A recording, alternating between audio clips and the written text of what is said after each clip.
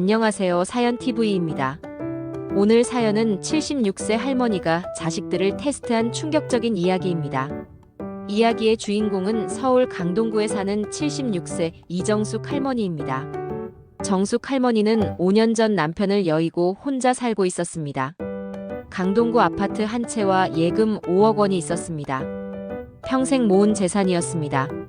정숙 할머니에게는 세 자녀가 있었습니다. 50세 큰아들 민호, 48세 둘째 딸 수진, 45세 막내 아들 준호. 모두 결혼해서 각자의 가정을 꾸리고 있었습니다. 남편이 죽고 나서 자녀들이 자주 찾아왔습니다. 처음에는 어머니를 걱정하는 줄 알았습니다. 하지만 시간이 지나면서 이상한 점들이 보이기 시작했습니다. 큰아들 민호는 올 때마다 재산 이야기를 꺼냈습니다. 아파트 시세가 얼마인지, 예금은 어느 은행에 있는지, 혹시 빚은 없는지 물었습니다. 어머니 건강은 형식적으로만 물었습니다.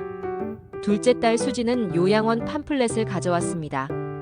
혼자 사시면 위험하다며 시설에 들어가는 게 좋겠다고 했습니다. 정숙 할머니가 싫다고 하자 불편한 기색을 보였습니다. 막내 아들 준호는 가장 노골적이었습니다. 아파트를 팔아서 자식들에게 미리 나눠주는 게 어떻겠냐고 제안했습니다.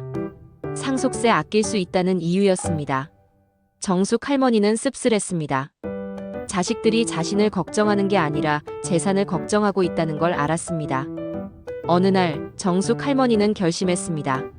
자식들의 진심을 확인해 보기로 한 것입니다. 정숙 할머니는 고향인 충남 논산으로 내려갔습니다. 그곳에는 어릴 적부터 알던 의사 선생님이 있었습니다.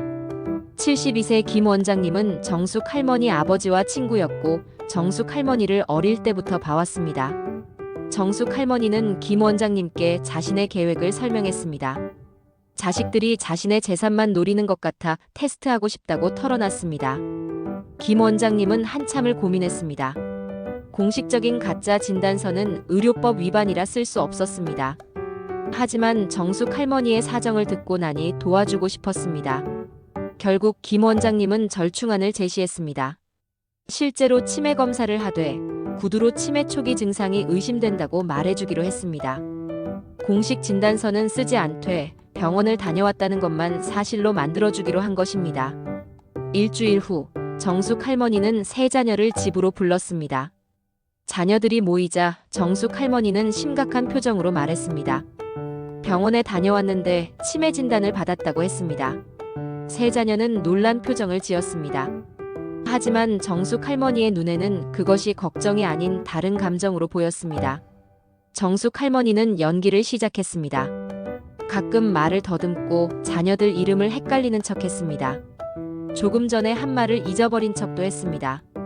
큰아들 민호가 물었습니다. 병원에서 뭐라고 했냐고, 앞으로 어떻게 해야 하냐고 물었습니다. 정숙 할머니는 연기를 이어갔습니다. 의사가 증상이 빠르게 진행될 수 있다고 했다고, 기억력이 점점 나빠질 거라고 말했습니다. 자녀들은 서로 눈빛을 교환했습니다. 정숙 할머니는 그 모습을 놓치지 않았습니다. 그날 이후 자녀들의 태도가 달라졌습니다. 큰아들 민호는 더 자주 찾아왔습니다. 하지만 어머니를 걱정해서가 아니었습니다. 통장과 도장이 어디 있는지 슬쩍 물어봤고 금고 비밀번호를 알려달라고 했습니다.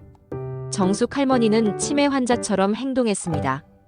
기억이 안 난다고, 어디 뒀는지 모르겠다고 했습니다.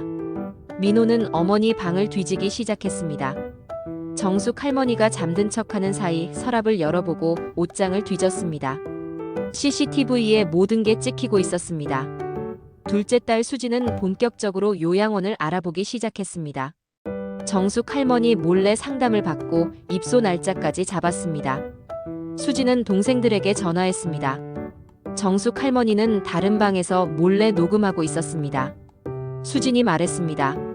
엄마가 치매면 법적 능력이 없으니 재산을 관리해야 한다고, 빨리 후견인 신청을 해야 한다고 했습니다. 그리고 아파트는 지금 팔아야 한다고, 나중에 엄마 상태가 더 나빠지면 계약도 못한다고 했습니다. 막내 아들 준호는 가장 악질이었습니다. 그는 어머니가 깜빡한다는 걸 이용했습니다. 어머니 명의로 대출을 받으려 했습니다. 은행에 가서 어머니 도장을 몰래 찍고 서류를 위조하려 했습니다. 다행히 은행에서 본인 확인을 요구해서 실패했지만 시도했다는 것 자체가 충격이었습니다. 3개월간 정숙 할머니는 모든 걸 지켜봤습니다. 그리고 모든 증거를 수집했습니다. CCTV 영상, 녹음 파일, 은행 직원의 증언까지 완벽하게 준비했습니다. 정숙 할머니는 변호사를 찾아갔습니다. 모든 증거를 보여주고 상담했습니다. 변호사는 자녀들의 행동이 명백한 범죄라고 했습니다. 이제 마지막 단계만 남았습니다. 정숙 할머니는 세 자녀를 다시 집으로 불렀습니다. 중요한 이야기가 있다고 했습니다. 자녀들은 기대에 찬 표정으로 왔습니다. 어머니가 재산을 나눠주려는 줄 알았습니다. 거실에 앉자 정숙 할머니가 말했습니다. 자신의 상태가 걱정되어 유언장을 작성했다고, 변호사와 상담도 다 했다고 말했습니다. 세 자녀는 귀를 쫑긋 세웠습니다. 정숙 할머니는 계속 말했습니다. 그리고 TV를 켰습니다. 화면에는 지난 3개월간의 영상이 재생되기 시작했습니다. 큰아들 민호가 어머니 방을 뒤지는 영상, 둘째 딸 수진이 동생들에게 재산 이야기를 하는 녹음, 막내 아들 준호가 은행에서 대출을 시도한 기록. 모든 것이 증거로 남아 있었습니다. 세 자녀의 얼굴이 창백해졌습니다. 정숙 할머니는 차갑게 말했습니다. 나 치매 아니야. 다 연기였어. 세 자녀는 충격에 빠졌습니다. 입을 떡 벌린 채 어머니를 바라봤습니다. 정숙 할머니는 계속 말했습니다. 너희들이 날 진심으로 걱정하는지 아니면 재산만 노리는지 확인하고 싶었어. 그래서 치매 걸린 척 했지. 엄마. 큰아들 민호가 변명하려 했습니다. 하지만 정숙 할머니는 손을 들어 막았습니다. 민호야, 넌 내 방을 뒤지고 통장을 찾으려 했어. 수진아, 넌 나를 요양원에 보내고 재산을 빨리 처분하려 했지. 준호야, 넌 내 명의로 몰래 대출까지 받으려 했어. 세 자녀는 고개를 숙였습니다.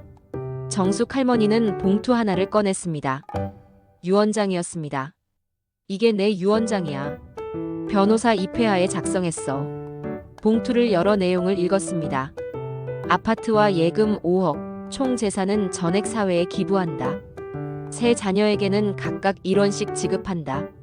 세 자녀는 믿을 수 없다는 표정을 지었습니다. 엄마, 우리가 잘못했어요. 다시 생각해주세요. 수진이 울먹이며 빌었습니다. 하지만 정숙 할머니는 단호했습니다. 3개월이면 충분한 시간이었어. 그 시간 동안 너희들 중 단 한 명도 날 진심으로 걱정하지 않았어. 오직 재산만 생각했지. 엄마, 우리 정말 잘못했어요. 막내 준호도 빌었습니다. 이미 늦었어. 유언장은 법적 효력이 있어. 그리고 준호야, 넌 대출 시도한 것 때문에 형사 고발 당할 수도 있어. 변호사가 그러더라. 준호의 얼굴이 새하얗게 변했습니다. 정숙 할머니는 마지막으로 말했습니다. 너희들은 이제 남이야. 앞으로 명절에도 오지 마. 내 장례식에도 오지 마. 나는 너희 같은 자식 없어. 세 자녀는 울면서 빌었지만 소용없었습니다. 정숙 할머니는 집 열쇠를 바꿨고 전화번호도 바꿨습니다. 그로부터 2년이 흘렀습니다. 정숙 할머니는 건강하게 잘 살고 있습니다. 복지관에서 봉사활동도 하고 여행도 다니며 즐거운 노년을 보내고 있습니다. 세 자녀는 어떻게 됐을까요? 큰아들 민호는 후회하지만 어머니를 다시 만날 수 없습니다. 형제들 사이도 나빠졌습니다.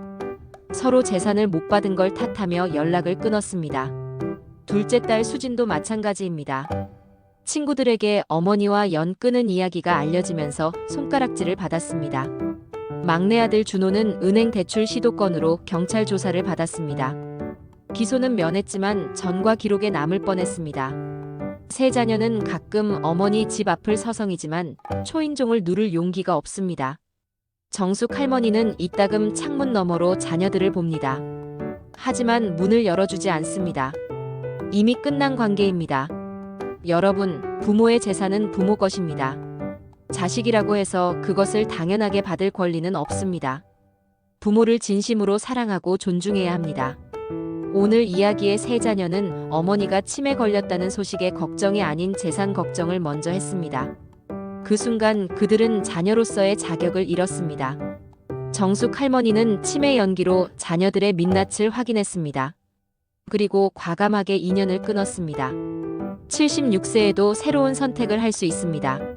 잘못된 관계는 끊어내고 자신의 삶을 당당하게 살 수 있습니다.